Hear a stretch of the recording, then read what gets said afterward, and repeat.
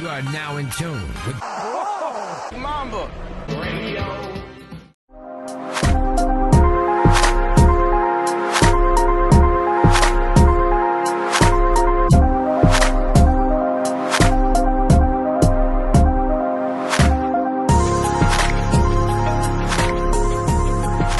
Alright, what up, everybody? Thank you for tuning into Brown Mamba Radio. For those up there who don't know, my name is Jackson, and happy Wednesday to all you guys out there.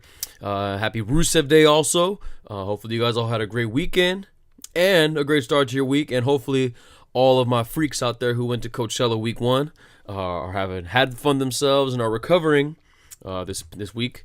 And then for everyone else going weekend 2 this weekend, I will see you there.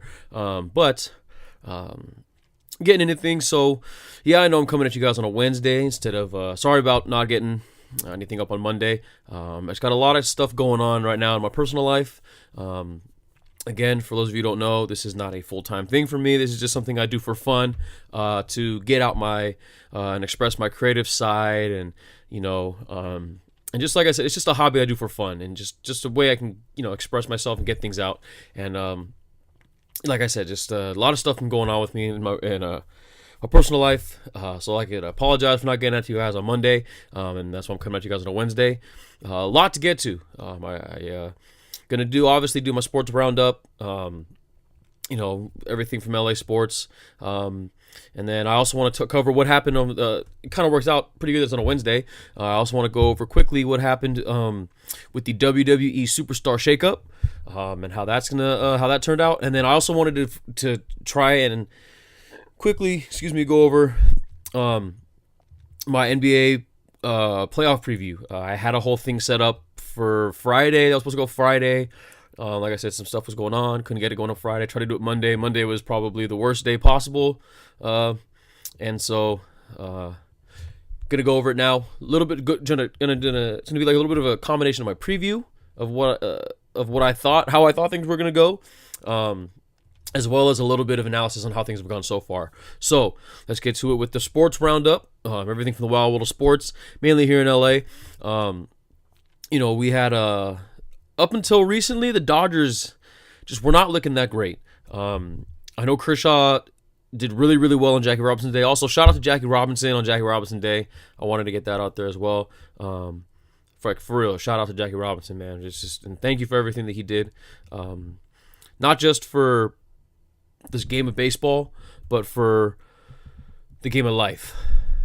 As cheesy as that sounds, it's true. It's true. So yeah, big up Jackie Robinson. But yeah, Kershaw, killed it on Jackie Robinson Day. Pitched very, very well. Had like 12 or 11 strikeouts, something like that. Did very well. Dodgers bats got going, and it seemed like that was the spark that they needed. To hopefully get things going and turn things around. Like I said, they were not playing very well the last couple weeks. Pitching didn't look great. Batting was even worse. And not just starters, the bullpen. Kenley. Like I said, I don't know what's up with Kenley, man. Don't know what's going on with him. Got to figure it out. I don't know if he's hurt. I don't know if anything's going on in between the ears. But we got to figure this shit out. Not looking good. Not looking like the Kenley that we all know and love. Like I said, I know it's still early. But we got to figure this stuff out. And like I said, it looks like they are. At least for now. The last couple games, the bats have been going. That was the biggest thing. It's like the pitching was doing as good a job as they could do for most part. But the bats just need to get going. Looks like they're starting to get going again, especially Kemp leading the way. I think he's got like 3 straight games with a home run, and these are bombs too, by the way. He's been hitting them out in the series against the Padres, not just going on the short porch in left field. He's going dead center with these bad boys, taking them deep. Yaz is getting things going. Chris Taylor's been hot with the bat. We just need base hits. You don't need these big moonshots all the time, but they're nice. Chicks do dig the long ball, but we just need, like I said, base hits, be consistent. And like I said, they've been turning things around a little bit in the more recent games, but like I said, hopefully they can keep it more consistent. Like I said, just keep it going. That's all we ask. Keep it going, keep it consistent. And if anyone knows Justin Turner's timetable for his return, that'd be great. Let me know. I don't really know that off the top of my head, because that would also help be a good spark for the bats going forward. Moving across the pond over there to the Angels. they were on a 7-game win streak. That's what I had, which is great. I know that it's not against great teams. I was thinking I have it here. It was against the A's, the Rangers, and the Royals, but it's still a tough task to knock off 7 straight in a row. Like I said, great start for the Angels. Wasn't against a lot of the tougher teams, and I knew it was going to be a tough series coming up against the Red Sox, who are red hot right now.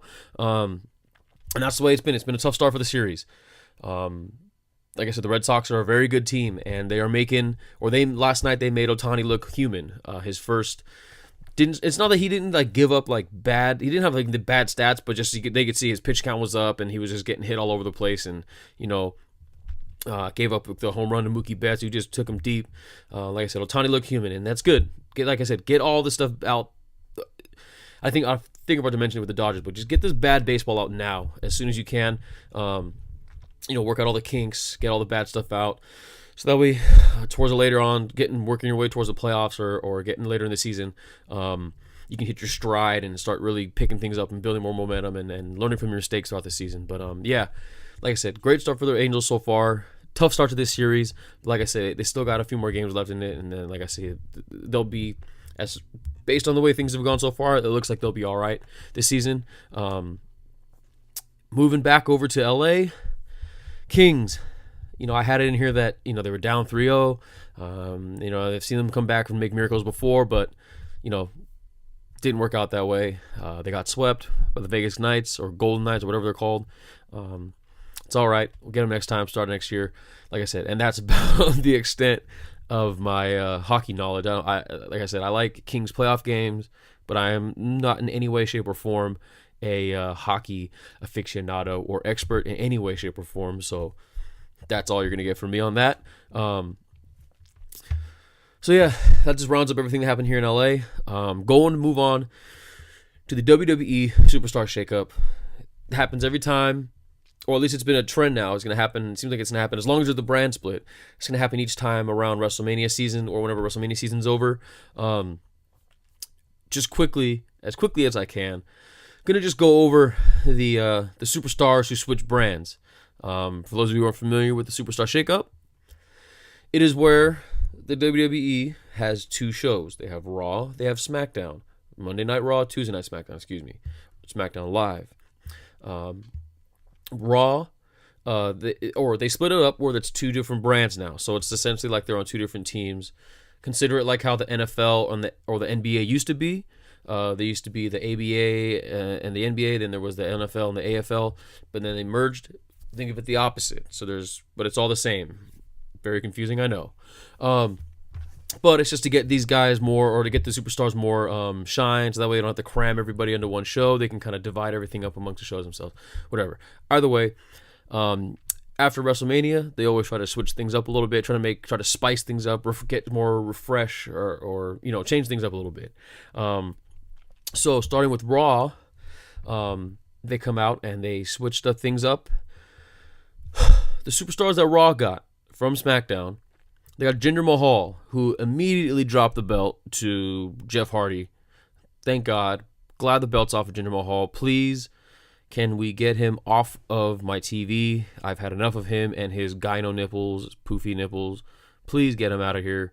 He's not good. No more, please. Then we also got Kevin Owens and Sami Zayn. That should be good for them. They are so underutilized or just improperly booked. Hopefully they can just get the proper booking that they need to go forward. It's tough to see. It always sucks when you see guys as talented and that everyone knows is talented, like guys like Kevin Owens, guys like Sami Zayn, just kind of put in these weird booking decisions, weird situations and stuff like that, and weird matchups and all that stuff when you got guys like Jinder Mahal running around holding belts and stuff like that. So it's very frustrating. Hopefully they can change that over there on Raw.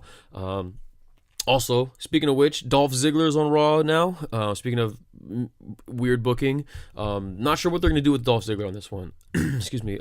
He's been, like I said, he's been thrown through the ringer himself the last few months or so, last half a year.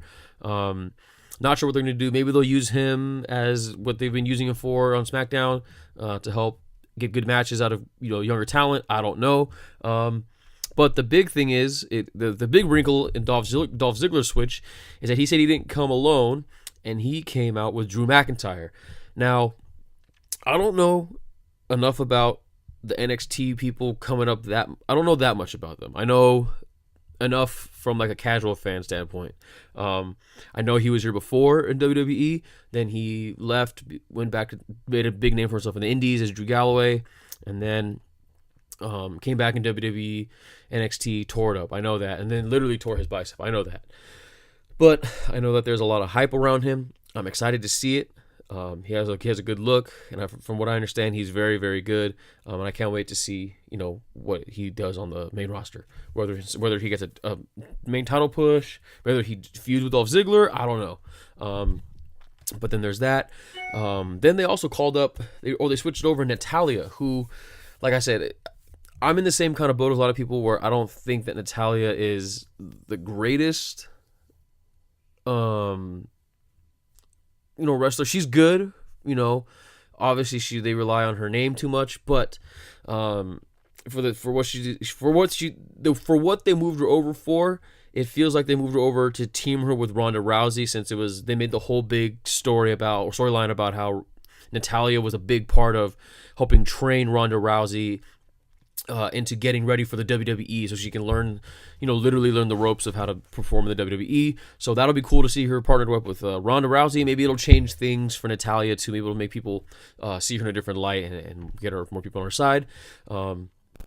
Also, Baron Corbin. Baron Corbin is on Raw now.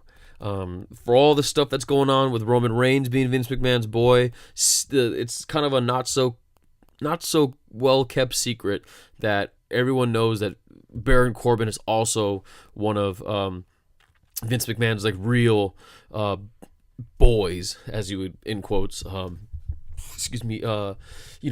knows that Vince McMahon really, really is high on Baron Corbin. That's why he got the belt, he did get some belts. That's why he also got the money. He won the Money in the Bank. So we'll have to see. It seems like he's on Raw and he's going to get a big push. It seems like he's going to be the one to feud with Roman Reigns going forward. If Roman Reigns wins the belt at the greatest Royal Rumble event or whatever in Saudi Arabia. So we'll have to just wait and see about that. I don't know. Next up, speaking of getting pushes, Bobby Roode switched on over. The glorious Bobby Roode. Again, hopefully he can get the push that he deserves. He's tremendous. Hopefully they book him as a heel. He's a really, really great heel. Did really, really great heel work at NXT. Just as the arrogant, cocky guy who thinks he's better than everybody else. Like I said, I hope he gets the glorious push that Bobby Roode deserves.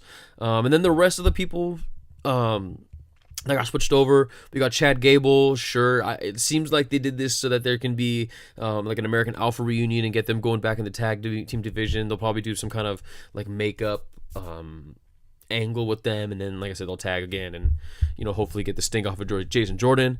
Then the Riot Squad, sure, nothing against the ladies, but it's just they got to show us something. They've just been pretty pedestrian as just like an Absolution knockoff so far, so we got to see where that goes. Mojo Rawley, Zack Ryder, sure, maybe they'll just be they'll be good for the mid card.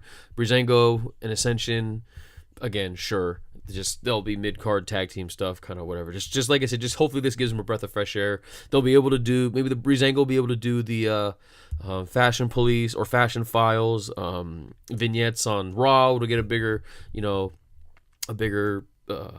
audience for those, and maybe the Ascension being kind of bigger guys can feud with authors of Pain, who were just recently called up as well. I don't know, we'll see. Oh, and I also forgot Mike Kanellis again. Sure, maybe him and Kurt Hawkins can have matches and do the whole Spider-Man memes. But yeah, so that's how Raw went down. And as you can kind of tell in my tone of voice on how Raw went, it seems like they're getting the short end of the stick here. Like I said, let me just go over the SmackDown first before I go over how both of them are. So SmackDown got some just crazy. I'll just get right into it. So SmackDown, big news: The Miz coming on over to SmackDown. Now I know The Miz is a new dad, and he's going to be taking care of daddy duties for a little while. Because I think I think he only did a vignette or whatever, talking about he's been talking shit to everybody on SmackDown and stuff like that.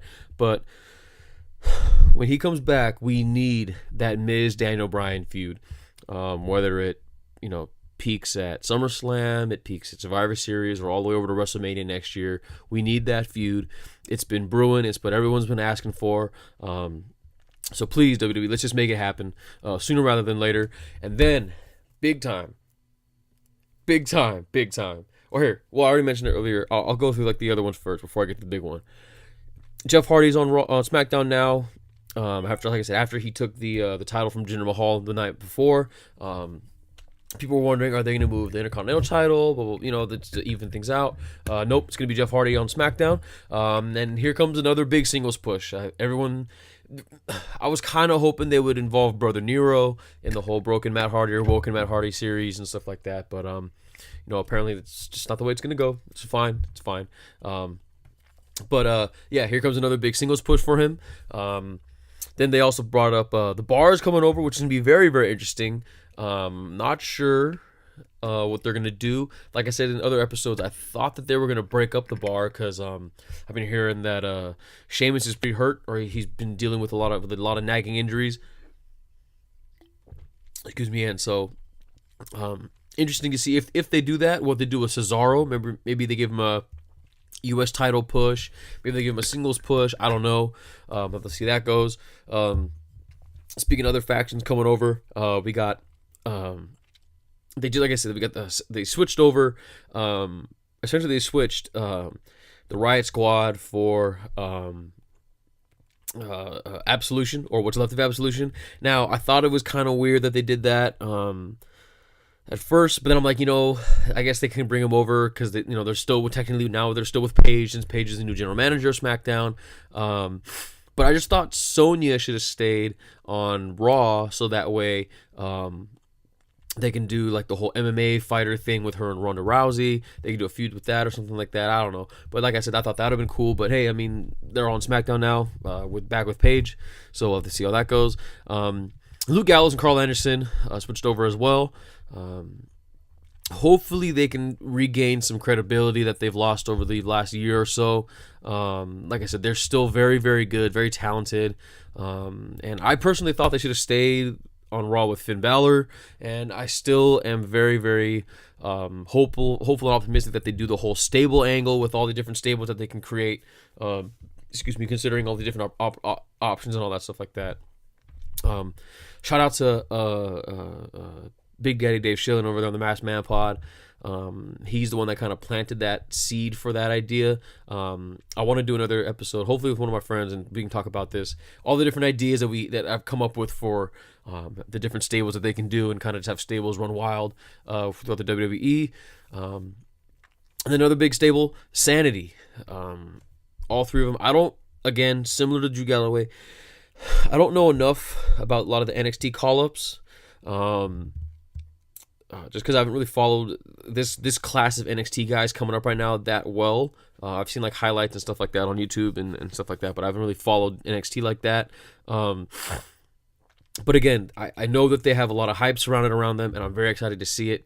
I know they didn't bring up Nikki Cross, who I know is good, but I mean, I guess they want to keep her down in NXT for now, just to kind of round out to keep the NXT women's division strong, since they called up, Ember Moon on the Raw the other week. They called up Peyton Royce and Billie Kay up the other week. So, like I said, I know it would have been exciting to see her, but I get that's why they didn't do it. And speaking of the call-ups, Andre Cien Almas, look for, like I said, again, I don't know much about him. I saw his match on NXT TakeOver not too long ago, whichever one it was, which was incredible. And they said the first 5-star match in the WWE since with John Cena, CM Punk. So look for a huge singles push for him. Maybe they'll start low with the U.S. title. He'll lose it, and maybe eventually he'll work his way up to the main title. I don't know. But like I said, look for a huge push for him coming down the chute. And then, like I said, Big Cass is back as well. Look for, first of all, good to see him back. As soon as his nipples popped up on screen, you knew it was him. But look for a strong push for him down the road. If he looks good with this feud that it looks like he's going to have with Daniel Bryan. People are kind of skeptical about it, big guy, little guy thing, and I get it, but both those guys are coming off of injury, so hopefully, they can kind of take it easy on each other, and work themselves back into shape, into ring shape, and stuff like that. So, I think it's good. And like I said, depending on how he looks with this feud with Daniel Bryan, look for a push for him down the road. Maybe maybe not for the WWE Championship, but look for it in maybe like a mid card, like U.S. title or something like that. But yeah, then. Oh, also Asuka. So Asuka's officially now on SmackDown. When she was on Raw, and then she was kind of up in the middle of nowhere. No one really knew going up to WrestleMania. But now officially she is on SmackDown. It was a big thing for me after losing the streak to Charlotte at WrestleMania. It was a big thing where it was just, what do they do now? I don't know. I'm not 100% sure. I know I'm not alone in that thinking. It's just, where do they go from here? Like I said, a lot of people aren't sure, but what we are sure about is that she's good enough to compete with the roster that on SmackDown. She's good enough to compete with Charlotte. She's good enough to compete with Becky Lynch. She's definitely good enough to compete with everyone else on the roster. So, like I said, look for it. Like I said, even though the streak is over, hopefully it doesn't completely bury her, and she can have some success on SmackDown. Other small guys, Sin Cara, R-Truth, sure, whatever, fine. But the big name, literally and metaphorically, Samoa Joe is on SmackDown now. Let's fucking go. Samoa Joe is going to... Fuck, this is crazy. He's going to have so much potential for so many good matches with so many good superstars. Obviously with AJ Styles, going back to their TNA days, they had a lot of battles. That's how I first found out about those guys. I saw them wrestle when they were youngsters in TNA. So look for that feud to come down the road. Look for him and Shinsuke Nakamura. They had battles in Japan and as well as in NXT. So look for those matchups down the road. Samoa Joe is so good, he can have a good match with just about anybody. So look for that. Like I said, it's just Samoa Joe's on SmackDown. I can't even right now. The possibilities are endless with him. Let's fucking go. And like I said, based on the excitement in my voice, you can tell that SmackDown definitely got the better end of the stick on this one. They got the bigger names, better stars, and all that stuff. I get it. Lots of interesting matchups going forward. I listed a few of them, but I know there's a lot that I missed. But just like I said, the roster is so stacked now on SmackDown. The possibilities are endless. Now, on the flip side, I'm interested to see the direction that they take with Raw. Because some would say that they gutted the roster on Raw. And for obvious reasons, SmackDown is loaded now. And it's interesting to see how far it goes. There's a lot of theories out there I've seen and stuff that I've been thinking in my head as well. Some people are saying it's like they want to have the roster its overall be weaker, so that way it makes Roman Reigns and Brock Lesnar look stronger, or mainly Roman Reigns look stronger. Some people are saying the one that I really think is, the theory that I'm buying into at this point so far is that the idea is for put the established stars on SmackDown right now in order to help boost their ratings, since they kind of slipped off over the last few months or so. Put the established stars on SmackDown and use the heightened platform that Raw already has to help enhance the status of some newer guys, or guys who need it, and girls. I mean guys in general term. You know what I mean, ladies. Guys, the superstars who need it, as well as maybe using it for the call-ups, so that way they can, again, just using the platform that Raw has to just by the fact that they're on Raw, it helps boost their credibility. So that's the way I'm thinking about it. So yeah, interesting to see how things go. Very, very excited. You can tell that things are different backstage. You can tell that things are a lot different and more. There's different people having input on it as far as the decisions that go out on Monday and Tuesday nights now. Just things are a lot more interesting. Like I said, they're not completely pandering to the wants and needs of all the smarky internet fans like myself and others and people who are more crazy than I am. But it's not like it's getting there, and it's not like that's the goal and that's the point of all this. But like I said, it's just like I said, people are very, very excited for this, and people haven't been very excited for a while. So interested to see how this goes. Interested to see how the greatest Royal Rumble thingy goes in Saudi Arabia. Definitely going to be watching that. Yeah, the WWE in a good place, it's kicking off 2018 with a bang.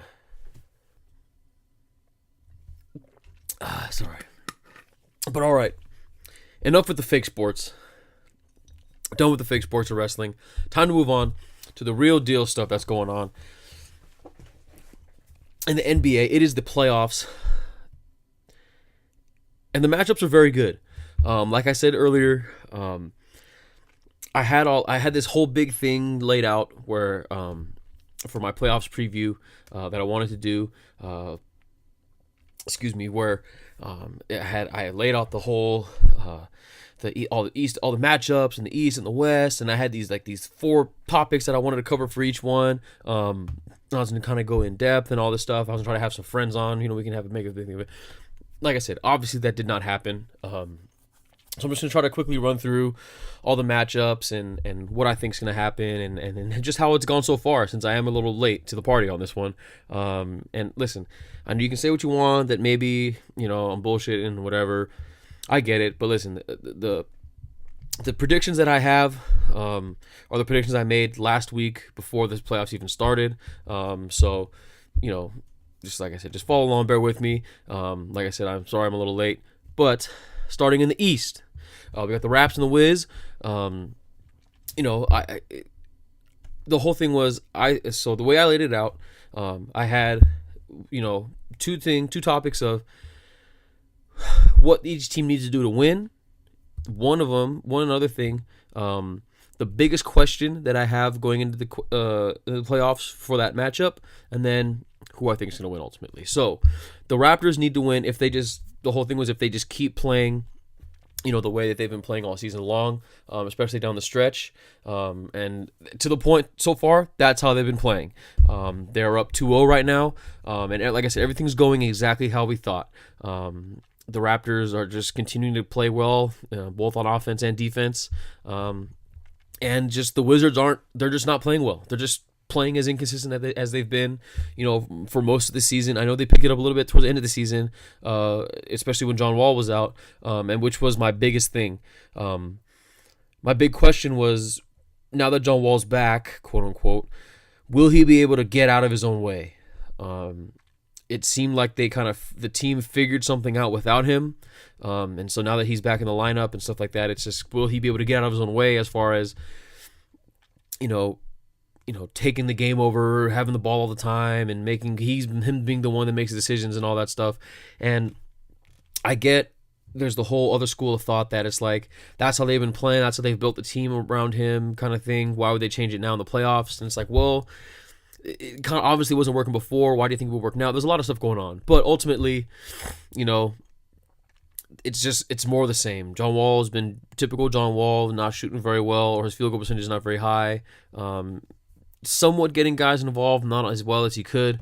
And like I said, the only way I thought that the Wiz can win this series is if Bradley Beal and John Wall together are both of them are unguardable for 4 games.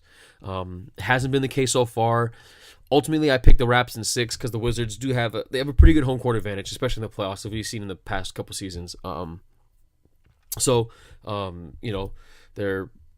They're going back there tomorrow, I believe, and so like I said, but judging by the way things are going, it might even be Raptors in 4 or 5. Just going by the way things are going. Doesn't look good for the Wiz. Regardless, I think the Raptors are moving on. And then moving on. Speaking of moving on, Celtics and the Bucks. What a series so far, right? I had it going. Okay, so the Celtics are up 2-0 right now over the Bucks. Now, is that surprising? No. The Celtics are the number 2 seed for a reason. And the biggest, obviously, one of the biggest reasons is Brad Stevens, and that's the reason I had right there. That's the first thing I said. Celtics will win is if President Brad Stevens just coaches his ass off like he has all season long and continues, and has obviously continued to do. But I just don't think people saw the step up of the game, the leap forward in the games that we've seen from Jaylen Brown, Terry Rozier, and Jason Tatum. Everyone saw the whole thing with Eric Bledsoe the other night, where he said, they asked him, he's like, how do you feel about Terry Rozier playing so far? He said, who? And he's like, Terry Rozier, and he tried to play it off like, man, I don't know who the fuck that is, but it's like, obviously you do, or you should, because he's getting buckets on you right now. And that's what's killing, and that part of that is what's killing the Bucks. So as well as the guys on the Celtics have been playing, just basically, again, just Brad Stevens coaching his ass off. The biggest thing I said for the Bucks, that they can win if the Bucks supporting cast steps up, because we all know Giannis is going to get his, and which is also my other big question, is we know that Giannis can get his. It's just, will this be his coming out party, and will he get his this postseason? He has so far. He's been playing very well, but again, his supporting cast, the guys around him, just not giving him any help. Bledsoe's not playing that well. Brogdon's not playing that well. Parker's barely been playing. He just can't stay. They can't keep him on the floor. Just not playing any defense. John Henson's not. These guys are not playing as well as they need to play in order to step up. And when I've heard people say, just wait for Dellavedova to come back, and if your strategy is waiting for Dellavedova to come back, that's not a good strategy. Sorry. Initially, I had the Bucks in 7. Celtics might pull this off. Now, listen, I know the Celtics are number 2 seed, and the Bucks are number 7 seed, and everyone's got the Bucks favored because Giannis and all that stuff. I get it, but like I said, the Celtics are number 2 seed for a reason, and it's probably might be the first time a number 2 seed upsets a number 7 seed in the playoffs. But yeah, I just, the way that things are going so far, I think that the Celtics might pull this off. Just if the Bucks bench and other guys just don't step up, like I said, it's going to be might be a quick series in the favor of the Celtics. On to better series, Sixers and the Heat. Great series so far, back and forth. It's going the way that I kind of thought it would go. The Sixers, so the big thing is, I felt that the Sixers can win is if, one, they stay healthy, just given the whole injury history from a lot of the top guys, Simmons, Embiid, the Heat, and if they don't get caught up in the moment, which they did not. They embraced the moment in Game 1. They stepped up big. They were down early in the first half, came back big in the second half, and just blew out the Heat. But the main thing with the Heat, I thought, was if they can somehow stop Ben Simmons. That was my main point for them if they can win, because it's just everything runs through him at this point. But they didn't really need to stop Ben Simmons. They just kind of stopped everyone else, and it's actually very genius, and it goes to credit. It's a testament to how good of a coach that Spoelstra is and how good of a staff that he has over there in Miami. But then it's just, and then I also kind of didn't think about it earlier, but just if the veteran savviness, I hate that term, but it's a term for a reason. The veteran savviness of the Heat can kind of outthink and outmatch the Sixers, which is what they did in Game 1, or Game 2. It did help that they got a huge game from D Wade.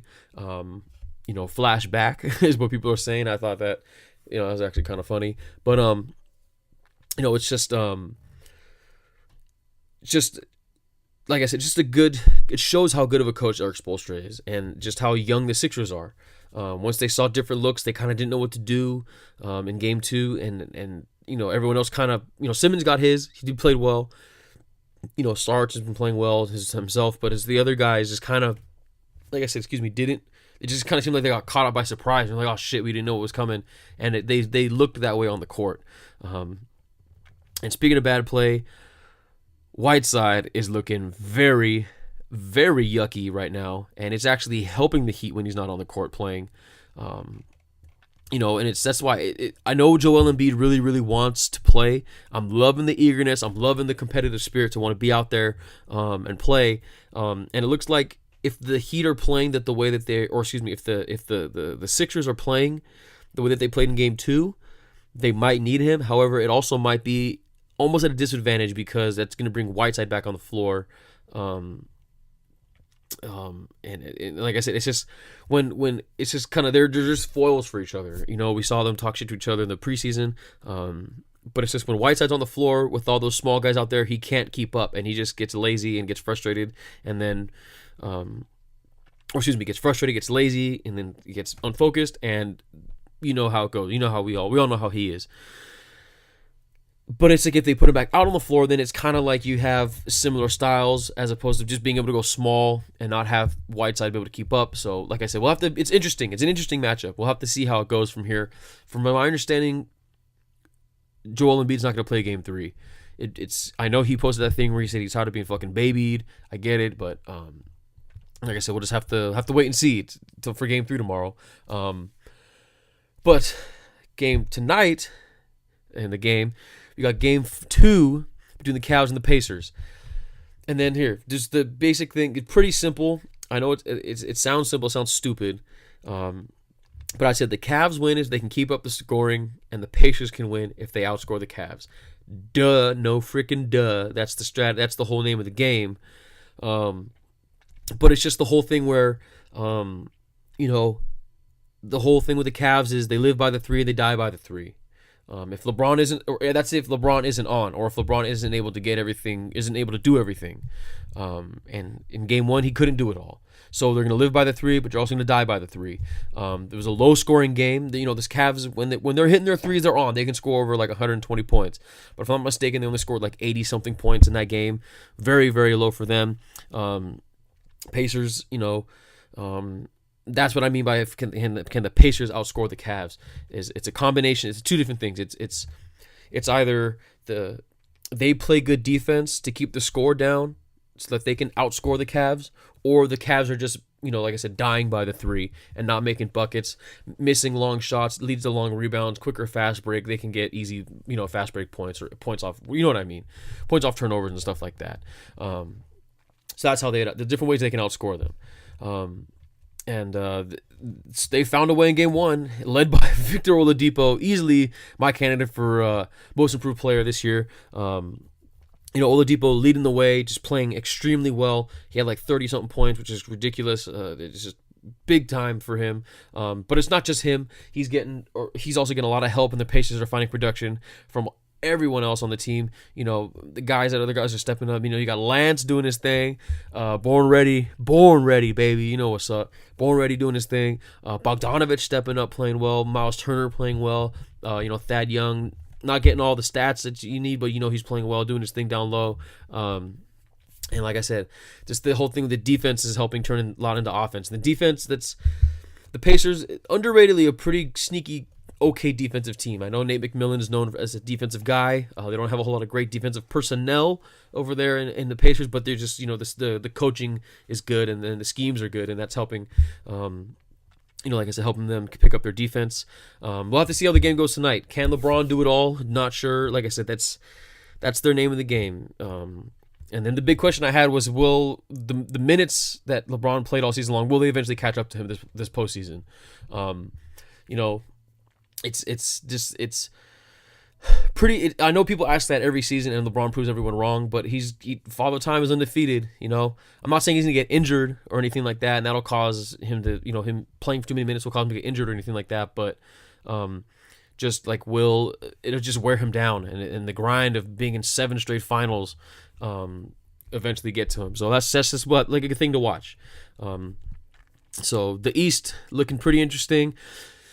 Just not as, in my opinion, not as interesting as the West. Starting over with the Rockets and the Wolves. I know the Rockets won Game 1, and I still think the Rockets are going to win the series. Whoops, knocked my mic over. I still think the Rockets are going to win the series overall. I had them winning in 5, but maybe not so much in this case. I know that, like I said, I know they won Game 1, but they needed 44 points from James Harden to barely squeak by. I believe the score was like 103 to like 106 or something like that. They needed 44 points from James Harden to barely squeak by in a game where all 3 of the big guys on the team, Cat, Wiggins, and Butler, didn't play their best basketball. And that's like I said, it's not like a big red flag, but that's a kind of alarming. Like I said, also, and on the flip side of that, don't expect Karl Anthony Towns, especially, who played very poorly. He played like 38 minutes and only had like 8 points, which is very uncat-like. Especially coming from someone who had Karl Anthony Towns on his fantasy team and knows how well he played all season long. But like I said, don't expect Karl Anthony Towns, Butler, and Wiggins to have games like that again. They're going to play tonight. We're going to have to see. Like I said, the Rockets, again, similar to the Raptors, they're going to win if they keep playing their game, where they're just run and gun, modified version of 8 seconds or less, especially with D'Antoni. Just a lot of scoring, just bombarding you with scoring. So, like I said, that's kind of what they've been doing. Like I said, can they do it in a long run over 3 series all the way to the finals? We'll have to wait and see.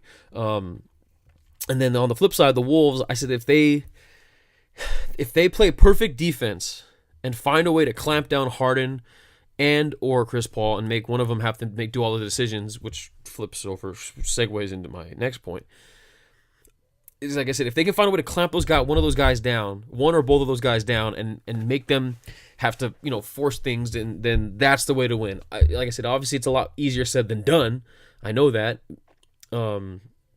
but it's what they got to do. Or this is a little bit more of a jokey side thing, but it also kind of has a little bit of truth to it. Or if Cat, Butler, and Wiggins play 40-plus minutes a game because they're not getting any help from their bench. And I know people were trying to say D Rose is maybe back now, but listen, again, similar to the whole thing with the Bucks, if they need, Dellavedova, if D Rose is your top player in one of your games in 2018 in a playoff game, that's not a good sign.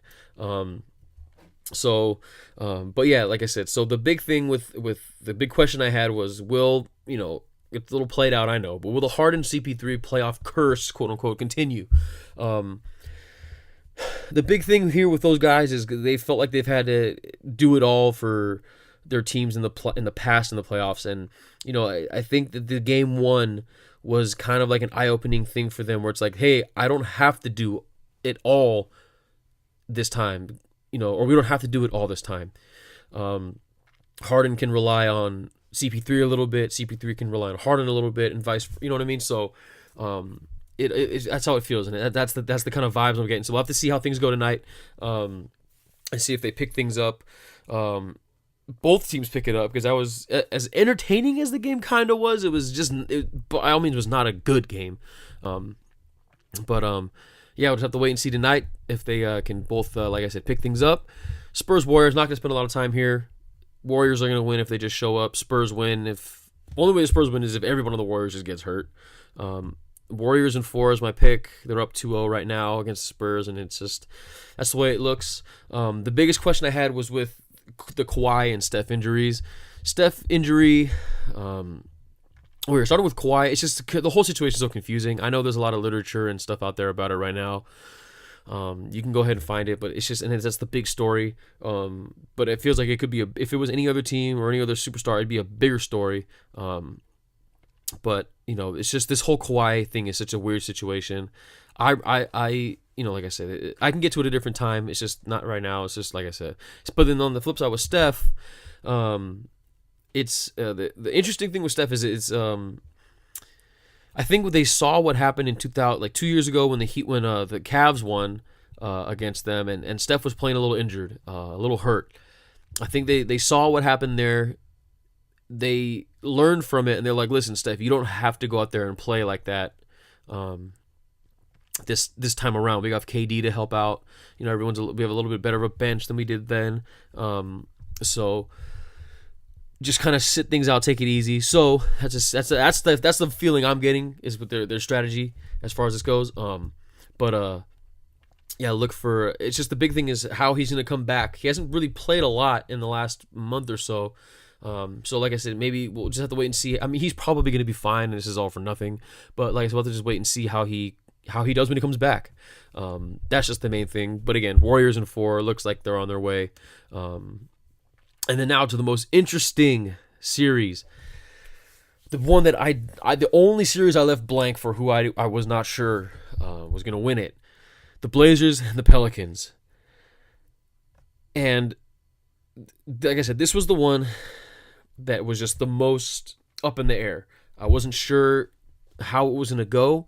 I figured the Blazers can win if they do the best they can to contain AD. Because if they can contain AD, they can contain everything obviously in the Pelicans runs through AD. For obvious reason, Anthony Davis is a fucking beast. And so if they can contain AD, then make everyone else around him have to step up and make plays. That's the way I felt the Blazers would have the best chance of winning. On the flip side, if the Pelicans, I felt that the Pelicans could win if the supporting cast can step up, and doesn't and takes a little bit of the load off of Anthony Davis having to do everything for them. And boy, oh boy, have the Pelican supporting cast stepped up. Drew Holiday dropping, just fucking working the Blazers so far. He had like 30 points last night. He had like 20-something in the game one. Playoff Rondo is back, baby. And it looks like him and AD are just a match made in heaven. I think AD's been waiting for a point guard like Rondo for a very long time. Someone that can just find him on the alley-oops, on the pick and rolls. And, Anthony Davis is out here looking for, head hunting out here on these dunks.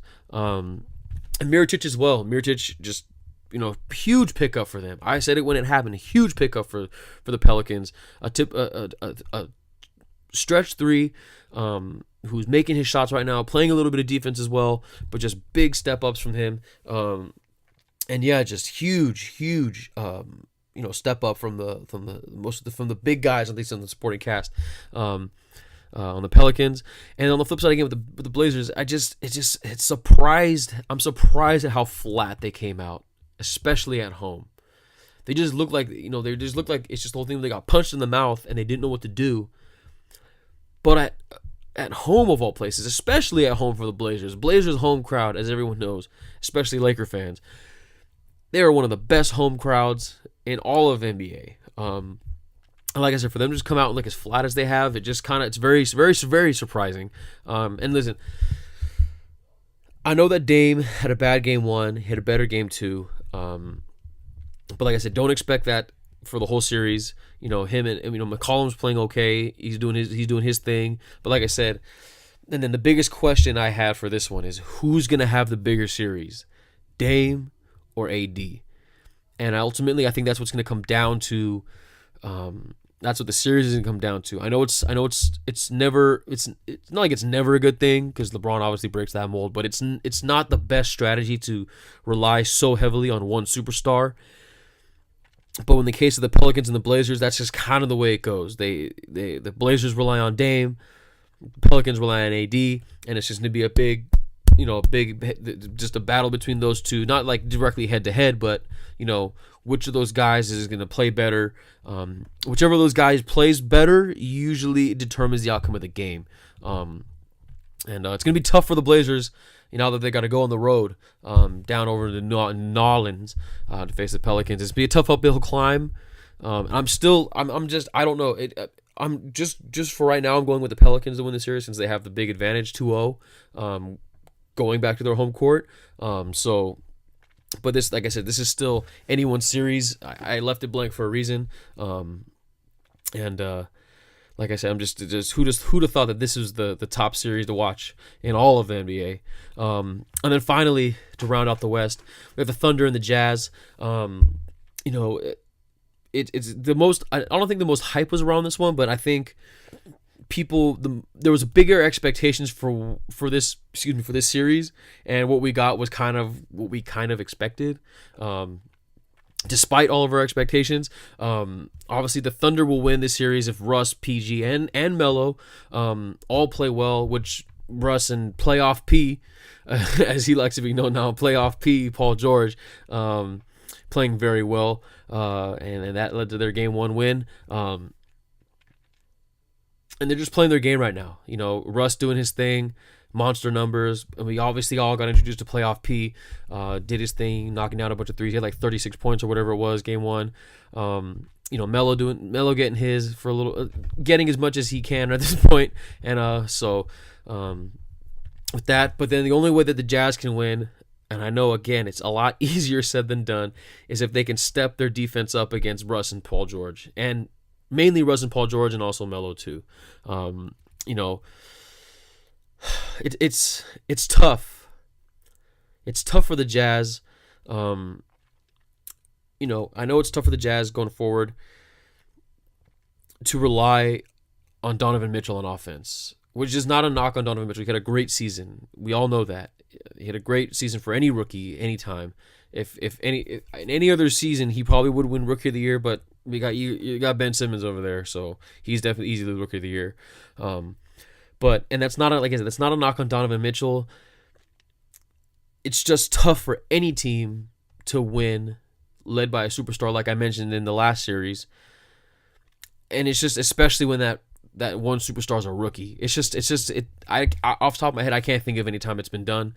You know, but it's a tall task. And like I said, they're just going to need to step their defense up. They were one of the best defensive teams, if not arguably the best defensive team in the NBA all season long. And so, like I said, they got another game tonight, and they're gonna have to step up. And if that's the bottom line, they're gonna have to step up. Because if Russ is playing the way he's playing, playoff P comes back, makes a return. Like I said, it looks like the Thunder are gonna win. I had him in 6. I thought I expected it to be a little bit more competitive, and I also know Donovan Mitchell got quote unquote hurt or injured or whatever with his foot when he got stepped on. But you know, if they don't step up tonight, it looks like it'll be over a little earlier than 6, in my opinion. But yeah, that's how I think. That's how the Brown Mamba thinks that the playoffs are going to go, as well as how they've gone so far. Very, very fun and very entertaining series so far. I know that there's that stat on like Sunday or whatever, or Friday or whatever it was, or Saturday, that said like the playoff ratings are up 17% or something like that, the biggest increase in a long time. So that's a testament to, you know, they're trying to make it like a thing where it's about the, you know, shut up and not shut up and dribble, and that it does have a part of it. Don't think I'm denying that, but also is a testament to just the great talent that are on the floor, the great players that are out on the floor, and then them just all playing at a very high level. And there's entertaining matchups as well, and a lot of interesting storylines behind everything too. So kudos to the NBA, kudos to those guys. And like I said, it's been a great playoff series so far. Like I said, interesting to see how things go, working, you know, into the future and all the way up into the finals. So that's the way I think things are going. And I had to finish off the old kombucha. My mouth's getting parched talking a lot, and so yeah, that's gonna do it for me. I covered everything I wanted to cover. It was a lot, I know. Thanks for bearing with me. You know, so like I said, that's it for me today. Like always, thank you for listening. I really, really appreciate it. Make sure you guys subscribe on everywhere you can listen to podcasts, SoundCloud, iTunes, Stitcher, YouTube, TuneIn, again on TuneIn. You know, again, working on some live stream stuff. So like I said, let me know if you're interested in that, or if you have any tips or anything like that on as far as like how I can help me get to it. Because I know Shoutcast is out there, but if you know anything else that's better than Shoutcast for broadcasting online, let me know, or broadcasting live online, excuse me, let me know. I'm interested. And, you know, if you want to, you know, we want to yell at me for my playoff takes or wrestling takes or anything, or you just want to say what's up, or, you know, tell me fuck you or whatever, anything, you know, follow along on all the socials, Instagram, Twitter, Facebook, Brown Mamba Radio for everything. Also, you can follow my personal account if you want to, JXCKSXNNN, that's 3 N's.